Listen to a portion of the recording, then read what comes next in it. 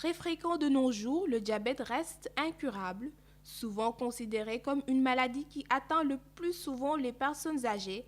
On le retrouve maintenant chez les jeunes. Le premier de ces facteurs, on peut dire que le numéro 1, c'est, disons, l'occidentalisation de notre mode de vie. Le professeur Sow, qui est le premier chef de service de ce centre-ci, disait la coca-colisation.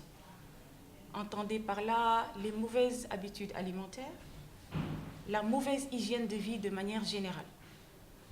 Ceci englobe tout ce qui est alimentation trop calorique, trop grasse, trop sucrée, la sédentarité. Les patients qui ont contacté la maladie de manière héréditaire ont souvent un type de diabète distinct de celui présent chez un enfant.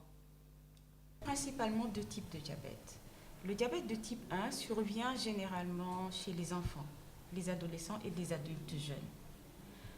Ce diabète de type 1, qui survient donc chez les sujets jeunes, concerne à peu près 15% des diabètes.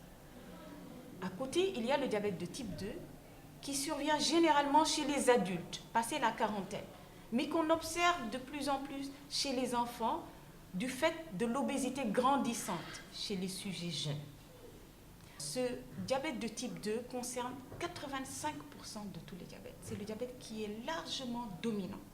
Pour une large accessibilité, les diabétiques peuvent se rendre dans les centres des Parcelles Assainies et de Nabil Choucair.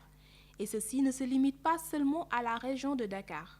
Alors nous avons formé les médecins généralistes notamment, pour la prise en charge du diabète, pour que ces diabétiques-là puissent avoir une prise en charge, disons, accessible, au moins géographiquement parlant, et qu'ils n'aient besoin de recourir aux spécialistes que lorsqu'ils présentent, par exemple, des complications qui nécessitent une prise en charge plus poussée.